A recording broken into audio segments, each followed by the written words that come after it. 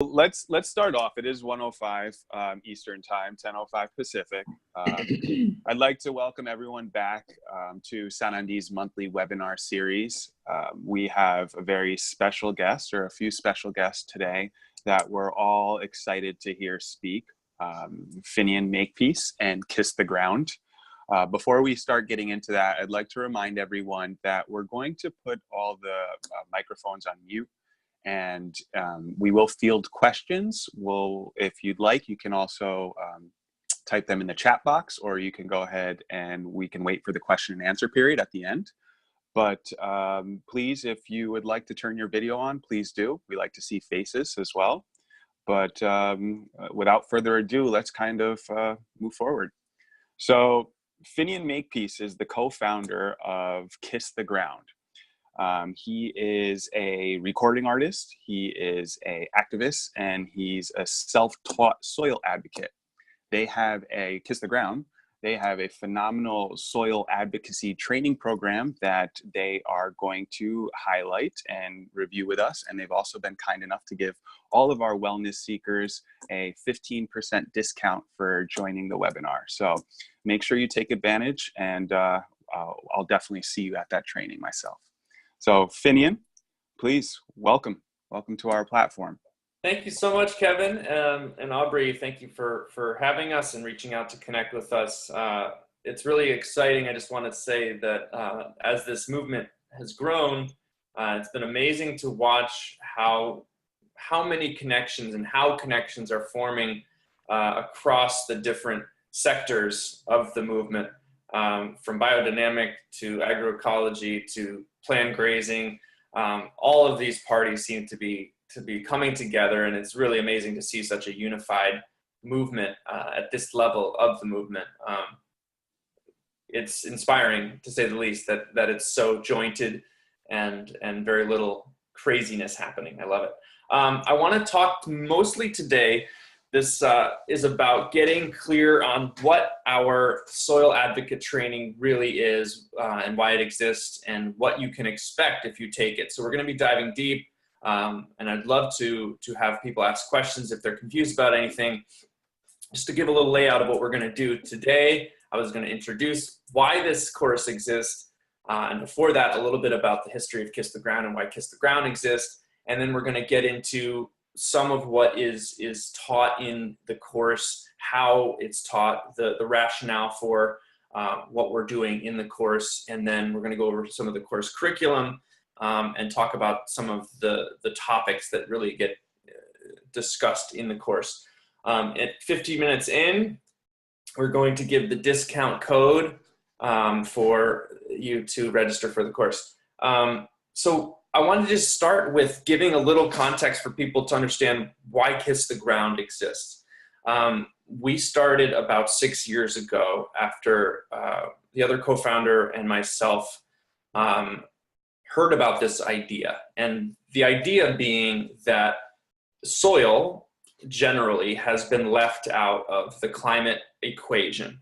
Both of us being pretty big environmental activists at the time, feeling like, well, if we didn't know about this, there's a high likelihood that a lot of people haven't heard about it.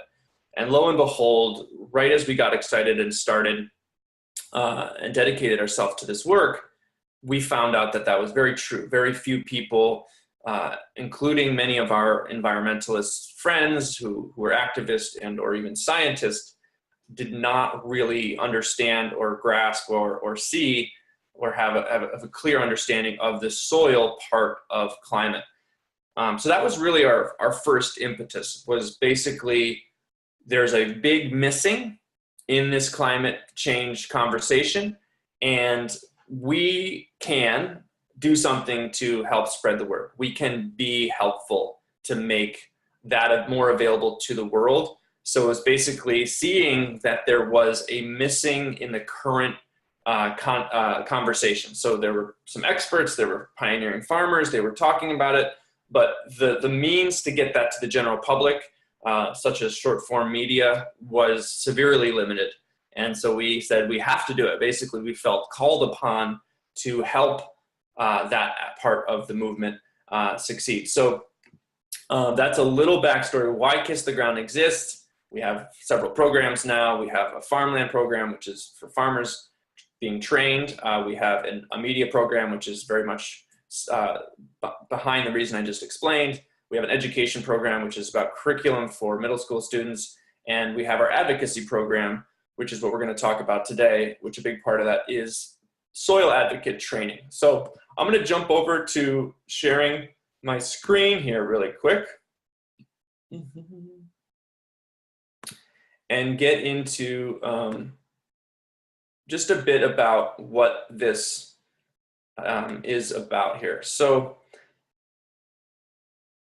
Kiss the Ground is really dedicated to making sure people can have information that makes sense, that's easily relatable, and so that they can understand this topic. Now, the topic of soil as a climate change solution, soil as a water solution, soil as a food security solution, again, largely left out of most of those conversations on the big scale, and we came in saying, how can we help do that?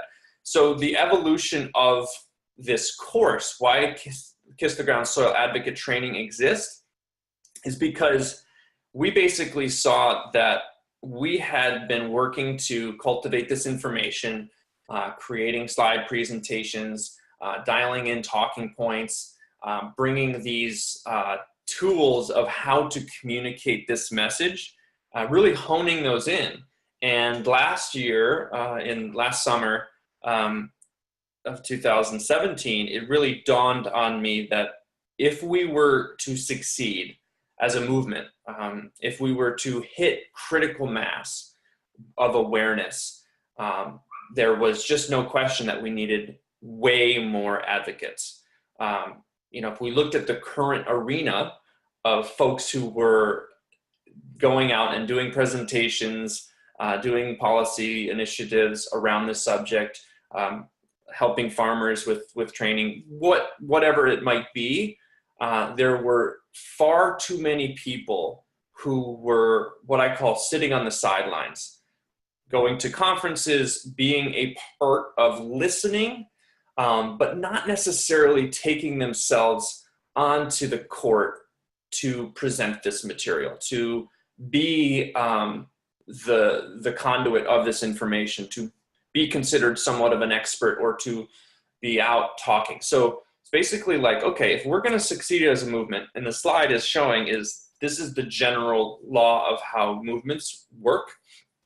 There is awareness, and then awareness is what allows people to move into actions. It's basically people making a decision of how they feel about a certain subject, and then either taking an action or not, or being prepared to take an action, or deciding that they're not so into it.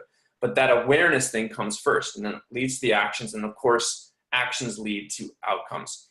So we're looking at this law of how movements work and saying, well, if we're to hit critical mass such that enough actions happen, such that the outcomes are really enough to radically change the trajectory that humanity's on, we need to make sure that there's a lot more awareness. And how is awareness spread?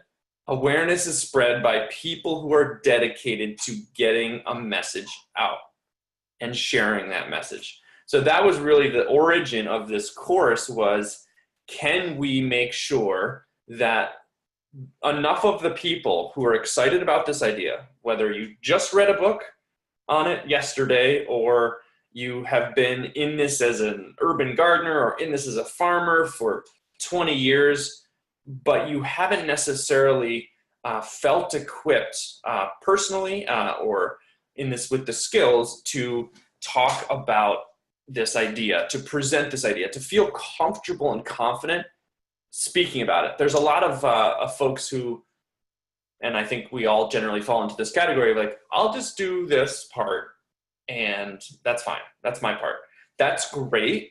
But what we're basically saying is, if this movement is to catch on quickly enough and hit critical mass, we kind of need everyone to be more empowered, or we need everyone to be more empowered as advocates, as someone who can represent and present this throughout their lives. So this idea of building awareness leads us to saying, well, we need more people who can confidently and comfortably build this awareness. So that's why this course exists. It's a 7-week course, and it's taught online and in person. And you can, if you're in Los Angeles, you can take it in person. The course is live and the course is recorded. So if you miss a live date, you can always just watch the recording the next day. But really what it is doing in 7 weeks is bringing people to a place where they feel much, much, much more comfortable and confident presenting this material so that our movement can be successful. Let's see what's next here. I might be jumping. Okay, here we go. This is a fun slide. So this represents why Kiss the Ground exists. So this is a video that went viral about starting a movement, and this is just the gifts we made from it. So this is the first person here. This is representative of our ancient culture, indigenous cultures who've been aware of this idea, aware of treating soil and biodiversity in a better way. This is pioneering scientists and farmers who are out showing that this idea works. They're willing to do this. They're willing to be out there doing it no matter what. They're going to be out there doing it no matter what. They live it, they breathe it, they are it. Now, that's awesome. And that is how a movement can start. And it's the necessity for a movement to start. You have to have people who are creating that information or making that thing real. But watch, this is another crucial part. Arguably, for a movement to start, it is the crucial part. This is the second person. So Kiss the Ground considers ourselves a second person. And what we're saying is you can be a second person too. You can be the person who is essentially saying, hey, I am wanting to learn this information. I'm wanting to mimic and give credit to and allow for people to see what the leader has done. And what it's the saying is people are more likely to follow the second person because it's easier to understand. It feels more digestible. It's more accessible to them. It's less removed than they are to follow the first person. Not a lot of people are willing to follow, be the first follower or that second person. So, but what that does is it allows for more people to join. And this is all of a sudden how we can form a movement. So when we open up this course, we get into this idea of if we want to have this movement be successful, we need way more second people and we need way more third and fourth people who are really those ones who are galvanizing it even further, but recognizing it's not like a bad thing, or it's not like a secondary thing to be a second person.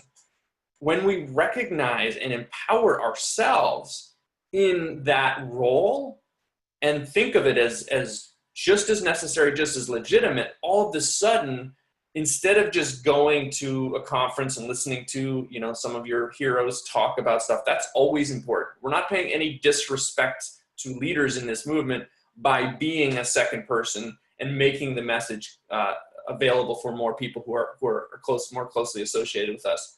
What we're doing is an important role. So I just wanted to emphasize and establish that second person or third person or fourth person kind of mode is super important. You can identify with it and be like, this is my part of making this movement successful.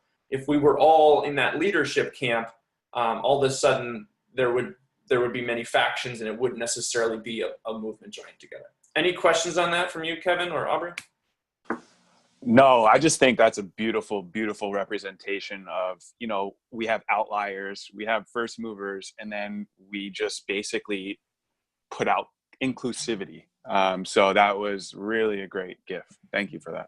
Yeah. So it's really saying, hey, if you want to help, always learn, always, follow the leaders, but recognize what you've been given and take that power seriously. With great power comes great responsibility. And currently, just to call people out a little bit is like, or call yourself out when you're watching this, be like, are you sitting on the information and being an absorbing sponge and not giving what's in your sponge to the world and then replenishing yourself.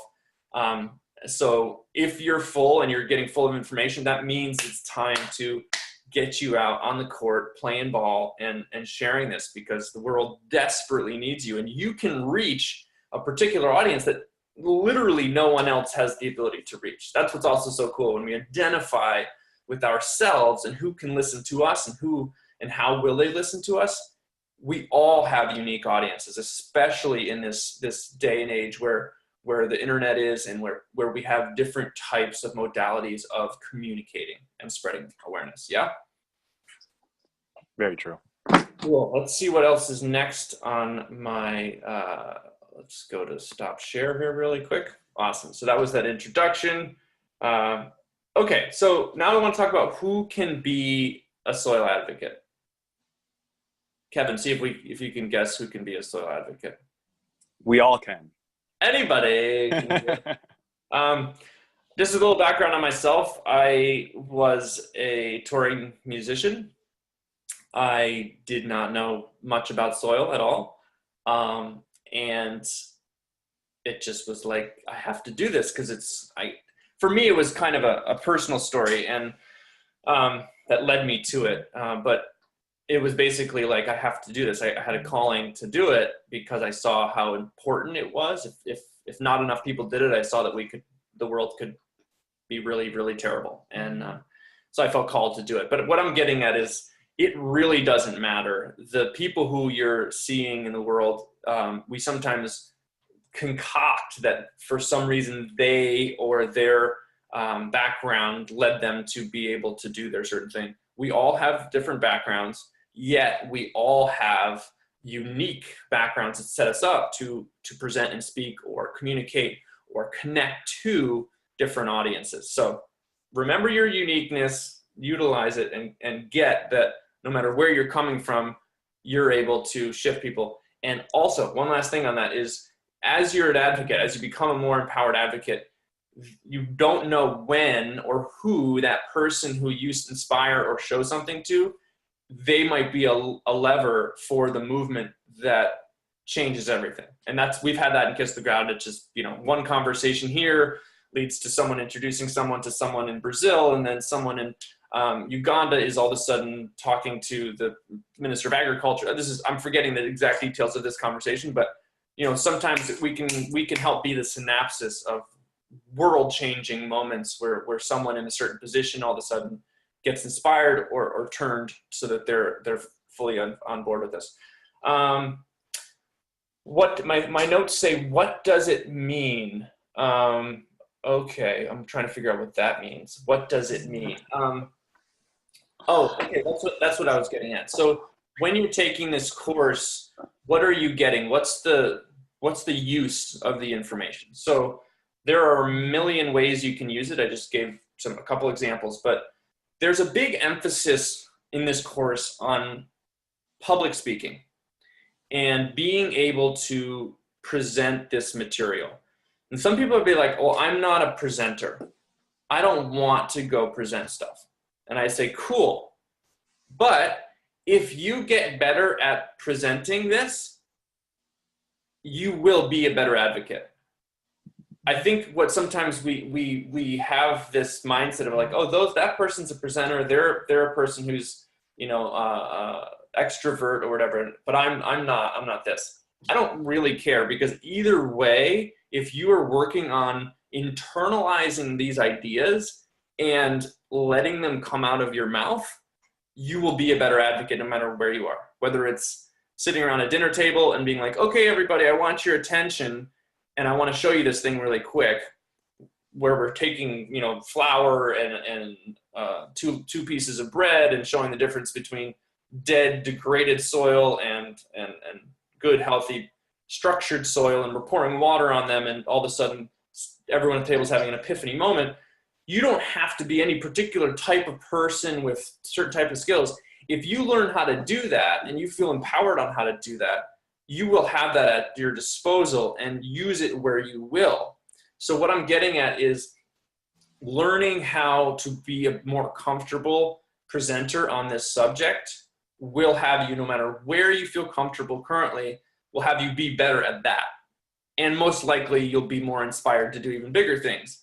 But does that make sense? We're basically saying, no matter where you feel comfortable right now, this information and the skills we teach, which is about 30% is how to be better at communication skills, presentation skills, and then about between 60 and 70% of it is content, learning the content, internalizing the content so that it's at your disposal, so you can actually communicate it. But one of the things I really want to emphasize is if we don't practice having it come out of our mouths, and when I say practice, it doesn't have to feel like practice. It can just feel like just talking about it. One of the exercises we do in the course in the beginning is showing people or having them just talk to their partner about something that they've heard about or something that they know, or even just a story that they like to tell about a time in their life or something.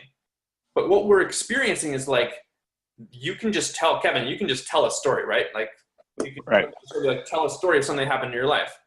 You're not in armpit sweating, face turning red, thinking, memorize what was supposed to come next. How does that story go? You're just telling that story, right?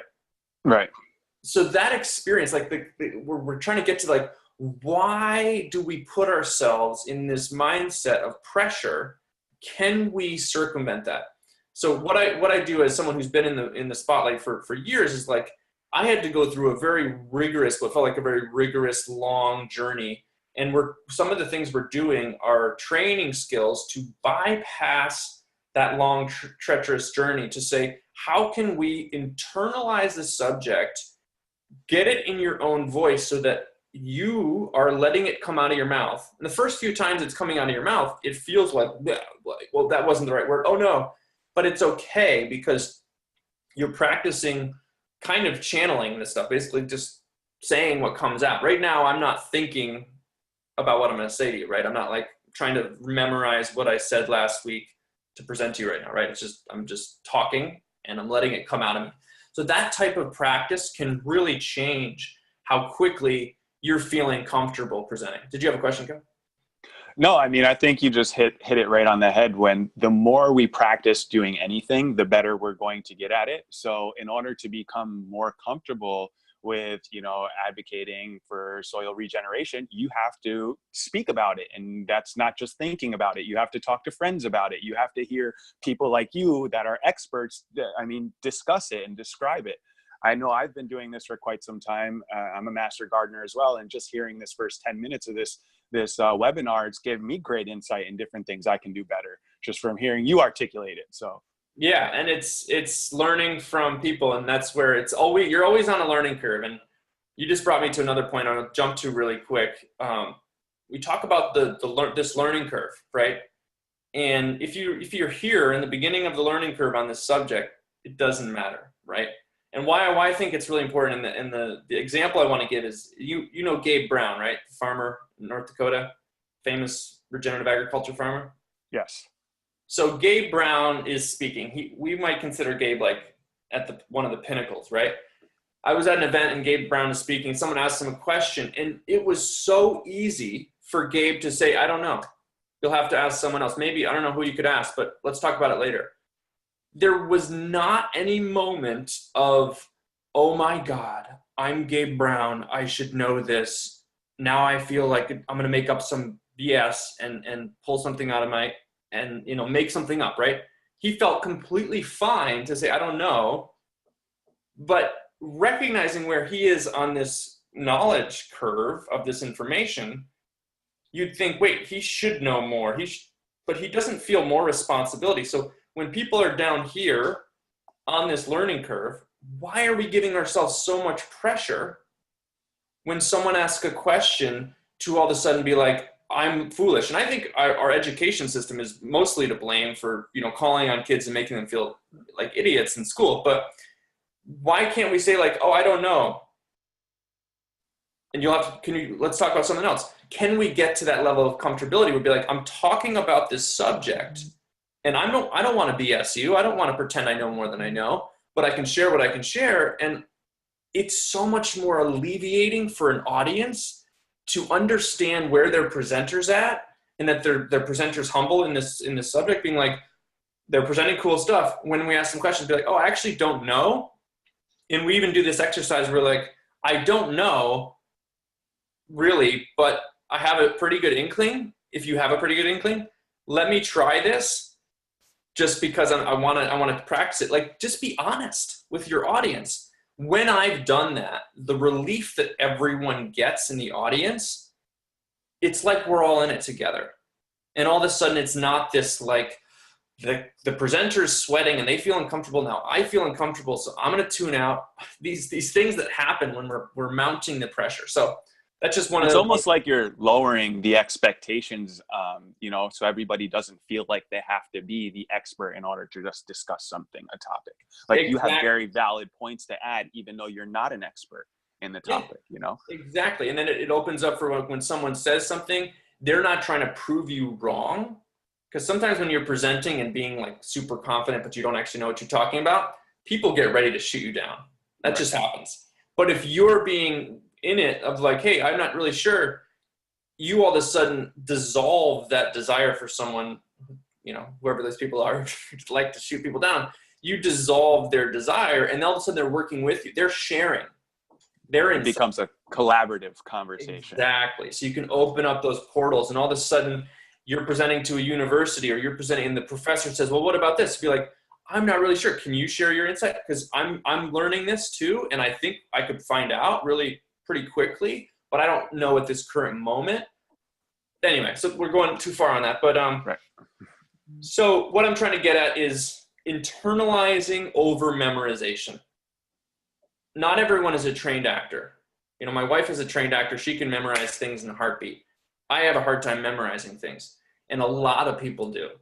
So instead of memorizing, what we do is we use internalization methods, and we use slides, as you saw some of the slides, to be our guide. So when you're presenting and you have a slide to go to, it is not just a indicator of where you're at and what bullet points you figured out you want to talk about in that slide. It's also a relief valve. If you get stuck and you go to your next slide, you're like, okay, I forgot what I was saying in there. Pardon me, next slide. The slideshow in the way we're teaching it is your helper. And it's allowing for you to work with your audience and keep it simple for them on the slides, but it's also for you to not be in such a high pressure, high stakes mode. You're not memorizing a presentation. You're internalizing the talking points or the things you say for certain slides. So let's see if I have an example here. So here's a great example. And this is actually going to talk about 2 points at the same time. There's a rule in presenting that you're not supposed to have more than 3 or 4 words on a page. So the rule, when you have more than 3 or 4 words on the page, you stop and read it with your audience. We can't solve problems by using the same kind of thinking we used when we created them.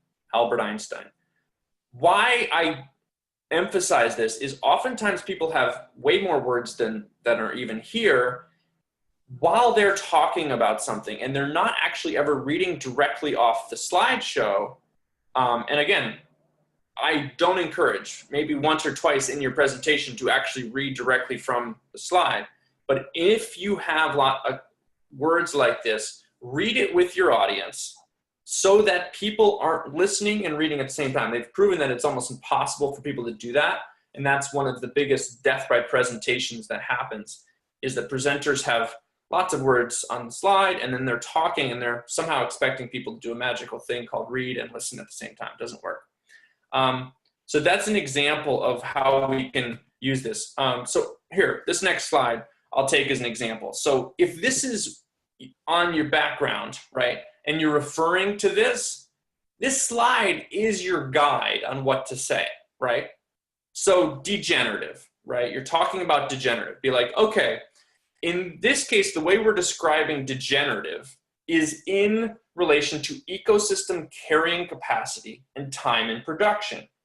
So what we argue at Kiss the Ground is that humanity is living in a degenerative context with nature, meaning we expect that our actions, our production to produce our food and our fiber, our time in production inherently or necessarily decreases ecosystem carrying capacity. So you see how I can use this slide and I'm describing it. So how do we know this is true? One of the talking points I put out is humans leave their land fallow. Why do we leave our land fallow, Kevin? Because we've already extracted all the nutrients and what we can extract out of it. So, but what do we want to happen when we're leaving it fallow? We want it to regenerate. Right. So in that case, I'm training, this is a little example, like that's an interactive moment right there. That is what would happen in a presentation. And then your audience is basically saying and helping you to create an argument that humans relate to their actions as degenerative or our actions as degenerative. And then we let nature regenerate. So we leave the lands to rest and let nature regenerate it. That unto itself proves that we're living in a degenerative context or relationship with nature. We're basically saying we mess it up and then we leave it to you to regenerate. So that is arguably humans' relationship in general. Yes, some certain societies have not been in this because they were smarter and awesome. But generally, populations who are doing agriculture have been in a degenerative context, meaning an expectation that we deplete to produce our needs over time. So that's a degenerative relationship. Arguably for 10,000 years, since agriculture started, we've been seeing this effect happen. So ecosystem carrying capacity goes down while we're producing our meats. This is the degenerative model. So that's whereas what it ideally would be is a symbiotic relationship. Right. So let's just run through these slides since you're going there. So we can't see your slides either. I don't know. Oh, you can't? No. Oh, no. Yeah, sorry. That's terrible. I'm so sorry. I forgot to share my screen. So that was the complete opposite of, I was explaining it. I'm so sorry about that, everybody. This happens in live webinars. We work through the kinks. Okay. So now, can you see that now? Yes. Okay. So this is what I was referring to. My mistake. I thought you were all seeing this. This slide was helpful for me to describe this, right? I was using the slide. I didn't have to memorize my whole speech, okay? That is a really big difference between how some people are doing, like, oh, I got to memorize this whole thing. And in this versus you're using the slide at home with your practice buddies during the course, and you're using it to work on internalizing these talking points. And you record yourself, you try it again, like, oh crap, I missed that at that time. Or how could I say that better? And you work on it. But either way, you're still able to more confidently describe this concept with your audience. So really quick, we're gonna jump over to the next part, and as Kevin was talking about. So then this idea of conservation or sustainable came along, where it's like, oh my God, we're gonna run out.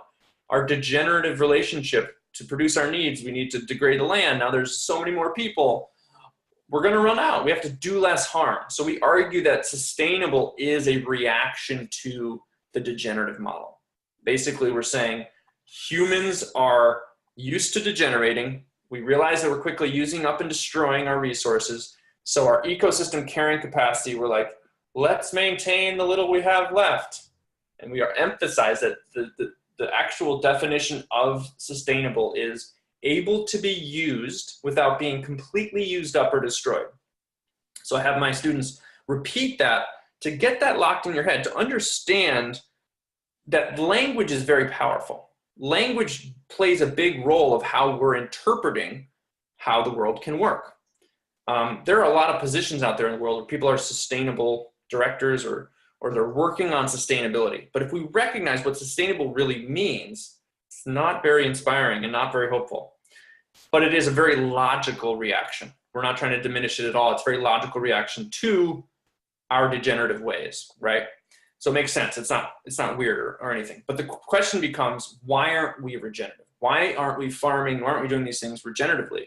Because arguably everything in life works regeneratively, meaning everything that has evolved in life to help as it's living, as it's in the ecosystem, it's actually helping ecosystem carrying capacity increase.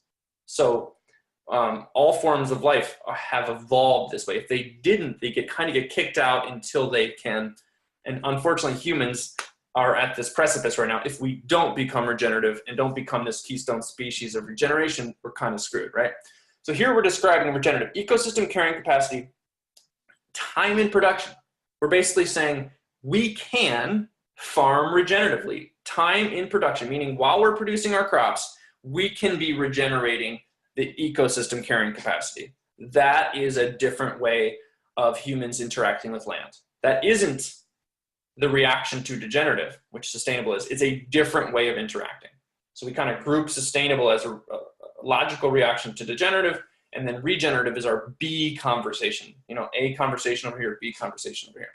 Okay, so then really quick, we're gonna go to this other slide, and this is using symbols, right, to help you articulate this. Arguably, and in my interpretation, most of the time when had been talking about regenerative, I got a reaction from people be like, I know what you're talking about. And they were basically saying sustainable. And I was like, no. Regenerative is not sustainable. It's a different thing. Regenerative is starting from a diminished state and ever increasing. Sustainability is this concept of put back what you take out, but it's not accounting for the current degraded state, able to be used without being completely used up or destroyed. So these symbols can help when you're painting a picture for a friend, being like, nope, I'm not talking about the recycle symbol. I'm talking about something very different, and it helps to emphasize that. Another really great way to describe this difference, and we're not going to get to all the other talking points today, so we're just going to have to bear with this. But degenerative, this is really good for people to get, because we have degenerated the land so much. A little quick factoid. Over the last 40 years, we've lost about 1/3 of our farmable land, arable land, to degradation. So when we say we've degraded land this much, we have to regenerate, then we can sustain. So a really easy way to talk to all your sustainable friends is like, wow, you're really advanced because sustainability is way ahead of its time, right? We're basically saying we have to regenerate, then sustaining makes sense. But until we regenerate, until we, first of all, stop degenerating and then regenerate, then sustainability makes sense. So sustainability is ahead of its time, right? Cool. And then really quickly, we talk about economics is a big thing. A lot of farmers, a lot of policymakers, they have a connection between environmental stuff and it not being economically good. You know, it's not bringing money in. But when you're increasing the amount of production that can happen on land because you're increasing ecosystem carrying capacity, you make more money. You make thriving communities. If we look at how many animals can be fed and grown on a piece of land, for example, there can be amazing results of, you know, this is an example across the street from this example, is a farm that in 3 years, this farm in 3 years now has 3.5 times greater carrying capacity than the neighboring farm. So he's making 3.5 times more money. It's quite, the figures of how much money he's making and how many people he's hired on his property compared to the neighboring farm who hires about 3 people and is in the red every year. He is making, I don't want to share the exact amount, a lot of money, and hired about 15 people on his property. So seeing that regenerative economic model and being able to talk about this as an advocate is super important, because you're basically saying, who's my audience, right? Am I talking to people who care about climate change? Am I talking to people who care about water issues? Am I talking to people who care about food security? Am I talking to people who are mostly geared around economics, or a combination of one or two or all of those things? Knowing who you're talking to, we set you up in this course to be able to clearly and articulately and have the background of the science as well as the research to be able to present this to folks in those different types of groups. Definitely. I think that's a good place too to go ahead and add in the discount code for the program, because you've definitely sparked my interest. So I'm Great. sure everybody else feels the same way. Michelle, in the email, it said 10% discount code. So I asked you for that. Michelle, can you give us the 15% discount code? Is it the one that's community? Yep, I'll share it with you right now. It's just all capital community, right, Michelle? Let me double check here.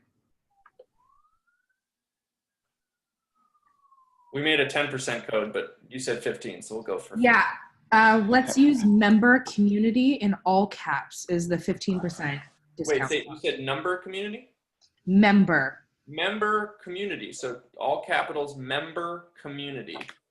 That's, you can go to kisstheground.teachable.com, kisstheground.teachable.com, and you can use member community, all caps, as your discount code for 15% off.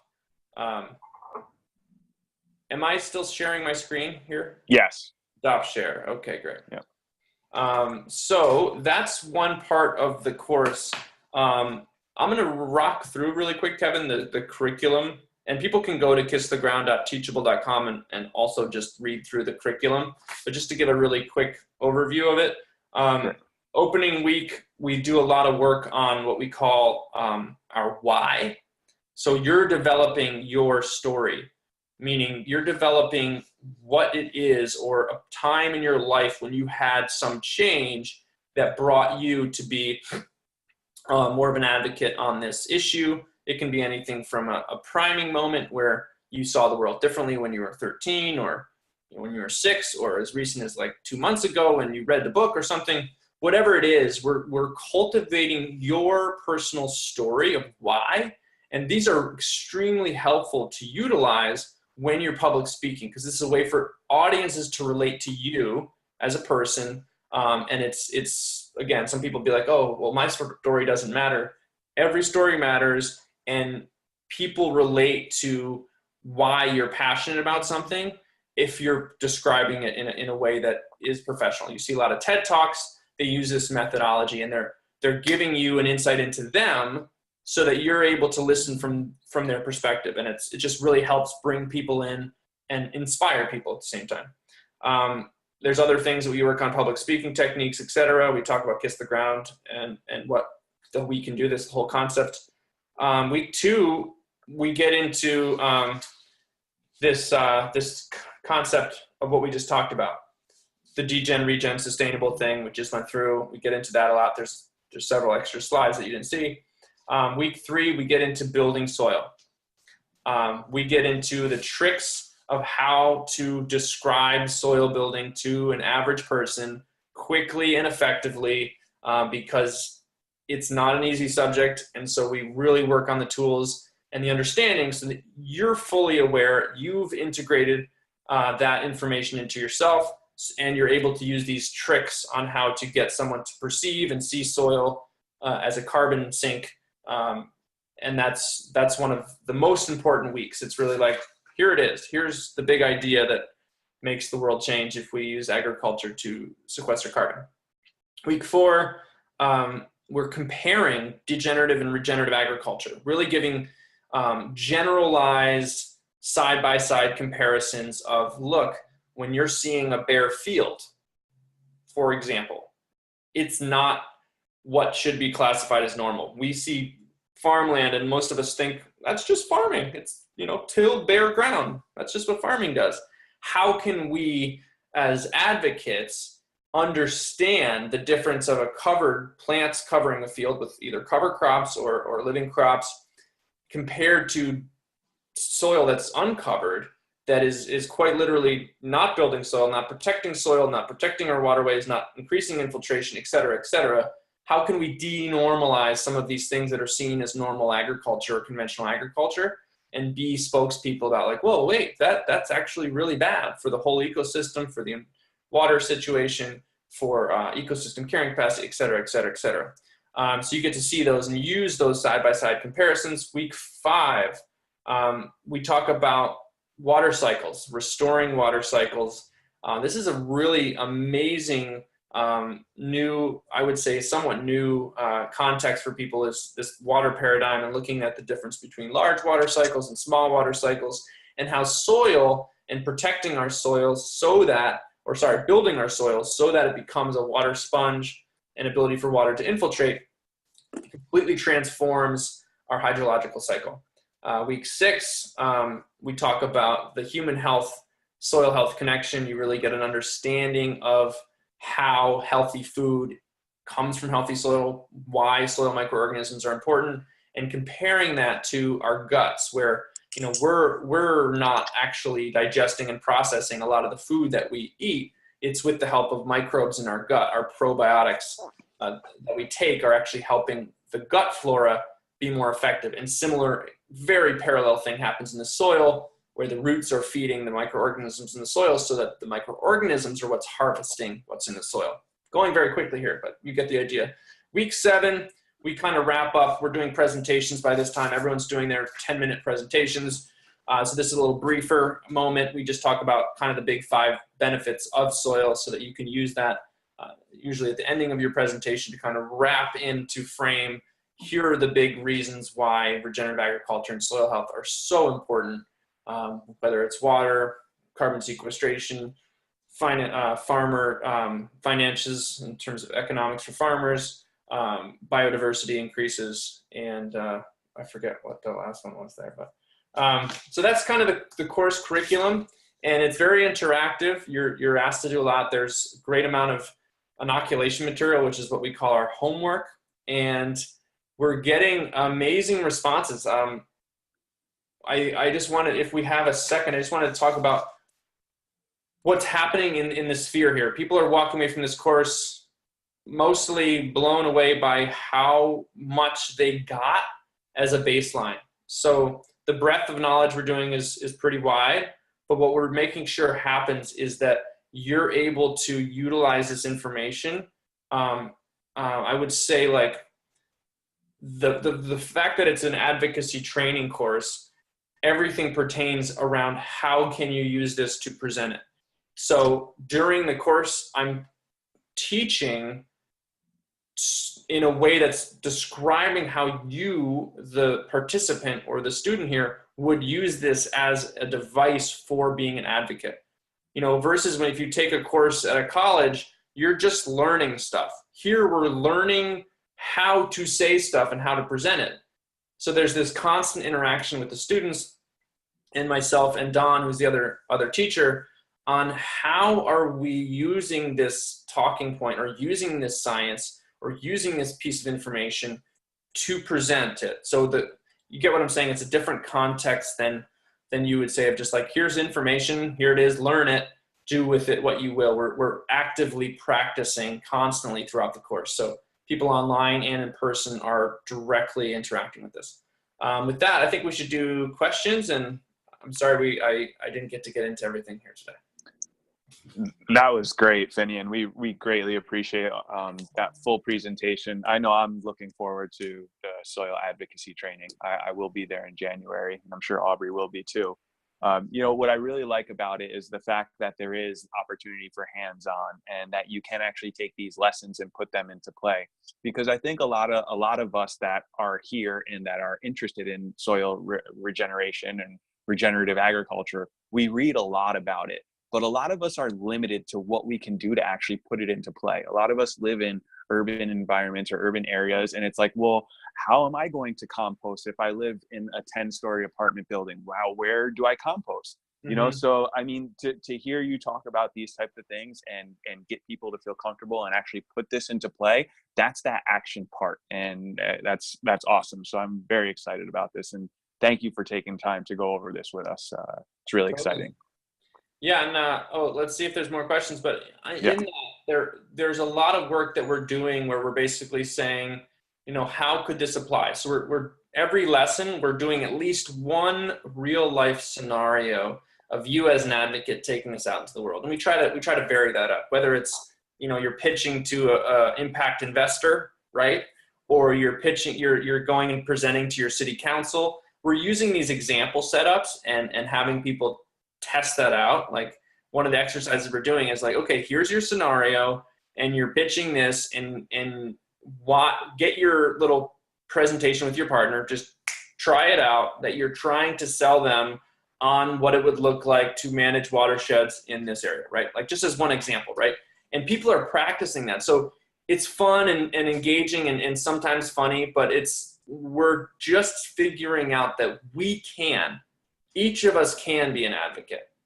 And I just, personally had some moments of that when, right when we started Kiss the Ground, I happened to be at a large rally outside of City Hall in Los Angeles. And one of the council members came out to the rally and said, thanks everyone for being here. We really appreciate it. But our doors are open. We're understaffed and overworked. If you have ideas and you're willing to do the work, we want to work with you. And I had a major click moment for myself. I had been, an activist for a long time. I'd led many rallies, done a lot of that kind of stuff. And I had a moment of like, wait a minute, I just got invited into City Hall by the council member and I have ideas and I'm willing to do the work. And so I did. And in the course of a couple months, we completely changed the outcome of our compost policy in Los Angeles, because we basically saw where the current, what is it called? Request for proposal that was going to go out to all the contractors, and we rewrote it and they took all of our suggestions around compost, and it was amazing. It was like a 2-month blitz, but I got an opening and I saw that there was a really big potential. And yes, those people are overstaffed, underworked. To just tell them do better, like they don't necessarily know, especially with a topic like this, they don't necessarily know what it is, how it's applicable to them. If you're willing to put the work in, like I'll give an example of a group we work with called Non-Toxic Irvine. They've started a bunch of these non-toxic groups all around the US.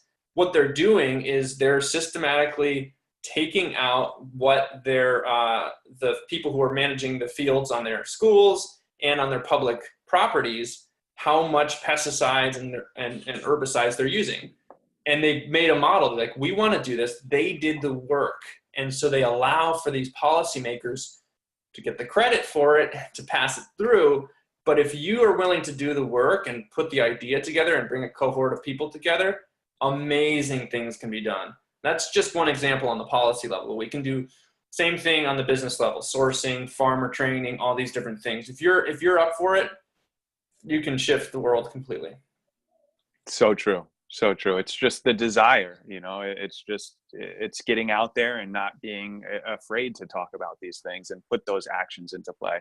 So, I really look forward to seeing all the members and all the wellness seekers that join this call or that are watching this on a replay. I look forward to seeing everybody at Kiss the Ground's training coming up January, right?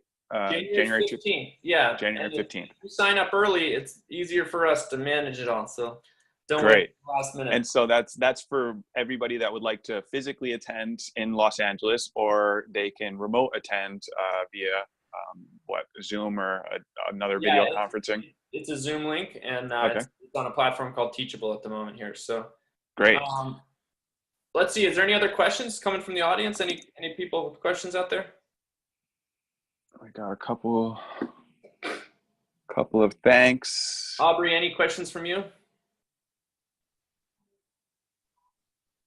No questions over here. I'm really excited, especially when it comes to policy right now, because we just don't have a compost policy making at all here. So and that's definitely something I'm really looking forward to. I was going to ask about it, but you covered it. So you can do it. And the cool thing about this, last thing I want to say is that this idea is so unique because it's such a common ground issue, pun intended, of course. But like, we have a situation where this is one of the biggest solutions of our time to our biggest crises ever: climate, water, food security, biodiversity loss. We have this solution. And what's so awesome is it's so nonpartisan. And the leaders and the actors who are bringing this forth and who are our leaders are from such a wide range of political affiliations that we do have the common ground issue. It is something that anyone can rally behind. And that's where, when we're going through this course and we're working on these talking points and you're working on being an advocate, we're emphasizing that you can bridge gaps. You can bring people in. It doesn't have to be, oh, this is only for this type of person. This is quite universal. And we're teaching you how to help bridge that. And we had one example of someone being like, this is the first time as a soil advocate, this person said, that I got to speak to my father, and all of a sudden they had a completely different conversation because she was equipped with, he's a farmer, she comes from farm country. She was able to have a conversation that completely changed everything because she was equipped with talking points that related to him and his scenario, and they were able to jive together versus her being like, you're destroying the earth, and him being like, I don't care. You know, they all of a sudden found mutualism in what could be this regenerative agriculture sector. So really, really amazing stuff that happens, transformations all over the place. Wonderful. Yes, truly. And it's like you said, this is, a problem that unequivocally affects all of us. And it's something that we all can have a major part to play and to help for future generations. So thank you very much for doing this. And I want to let all of our wellness seekers know also, if you haven't taken a look at Kiss the Ground's YouTube channel or some of their different short videos, please make sure you do that. They have a great one. It's their buying guide that just was put out a couple months back, I believe, Finian. It was your purchasing guide. Yeah. And then they also have a great one on composting, which you'll see a lot of familiar faces if you're in the US here on that video. So keep up the great work, guys. With our powers combined, we can, move mountains and bring back soil. So very cool. Yeah. And Michelle, anything you want to add potentially? If people are out there and they're interested in getting more involved with the advocacy program or any of Kiss the Ground's programs, we're totally up for getting you more involved on any of those. Any other thoughts, Michelle or Tracy? I would say that if you want to get involved with Kiss the Ground, we've had, my video right here. For anyone that has wanted to get involved with Kiss the Ground in the past, I would say the advocacy program and the course is the best first step. And that's the first step into taking action in your communities and learning, everything that we've been sharing with the world. So I would say that in terms of education and getting involved, it's the best way. Yeah. Yeah. Great. Michelle is our soil advocate coordinator, and so join the course and you'll be working to get yourself ready through Michelle. Thank you, Michelle and Tracy, for being on the call. And Kevin and Aubrey, thank you both so much. This is really cool. Thank you. And hopefully, Michelle, we can get you to talk more in a future Kiss the Ground Sanandi combination. I would love to. Very cool. Thank you. All right, guys. Well, this actually went over a little bit longer than we expected, but we greatly appreciate it, Finian.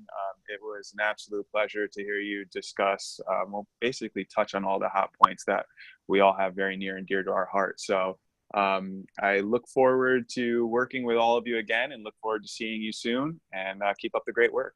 Thank you. You all take care. All right, guys. Take care. Bye.